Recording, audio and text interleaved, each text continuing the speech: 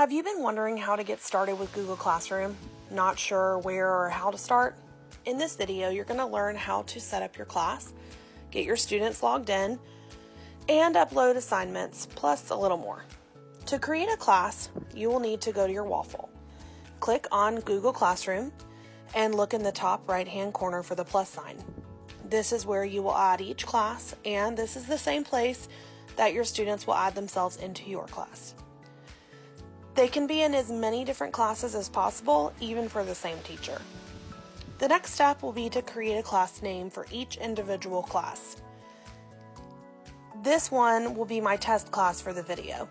I personally labeled my classes by the blocks in which I have them, block 1, block 2, etc. You will also be able to use this to change the color for each class, and this personally helps me keep them separate.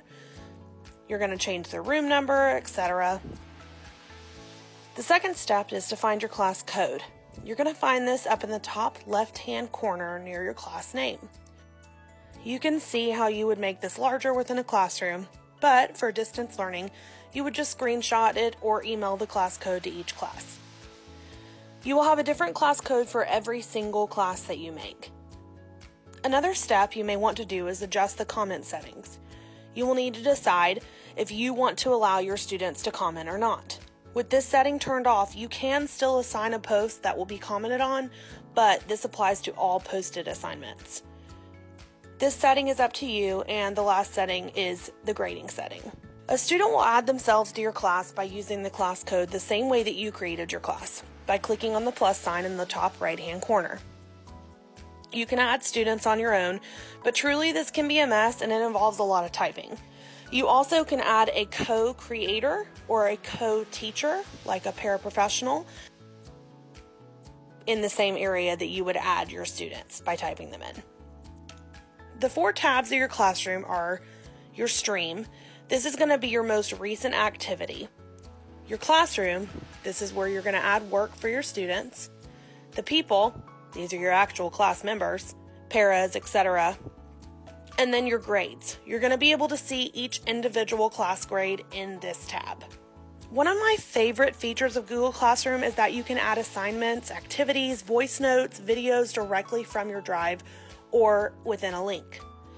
This is very important to know that when you make a resource, like physically make it, or even maybe borrow one or pay for one, you should always keep a master copy of your resource, because when you want to assign something to your students, you're just going to make a copy of that resource. And there are a ton of other tutorials of how to do this, but it's pretty simple, and you do that within Drive. That way your master template can be reused over and over and over. So now you want to assign classwork. Here are a few things you're going to want to put in your mind. You can have multiple classes and decide which classes get which assignments. This eliminates uploading and retyping for similar classes. You can assign things to everyone in the class or certain students. Can I say great differentiation? If you want to grade an assignment, assign a point value. Due dates and instructions are optional, as well as adding a rubric. You can schedule assignments, assign them right away, or you can save them as drafts for later. A great way to organize each class is to create class topics. It is almost like making different folders for your students to be able to access their assignments quickly. I have decided what works best for my class is making a topic into a date, but this is totally up to you. You could make one for math, one for science, writing, reading, etc. It's totally versatile. Some things you can assign to your students digitally are tests and quizzes. You can make these yourself, or you can even buy pre-made items on Teacher Pays Teacher. This goes for everything. Interactive graphic organizers, writing assignments, questions, your options are endless. So like I said, when you want to assign a physical assignment, you're going to choose either student can view this file. This is only if you want them to view the file, and this may be more material than an assignment. You might click student can edit file. This is if you want them all to edit and type one. That would be like a collaborative file. And finally, make a copy for each student. This is going to make each student their own editable copy of a document so that they can type and interact with it before turning it in. This is the one I use the most. Class discussions are possible in Google Classroom. You can post a question in the classwork tab and have students comment on that thread. You can also assign interactive slides. Make sure that they make the tab say student can edit files for everyone to collaborate with. Quizzes, tests, and exit tickets are also something available in Google Classroom.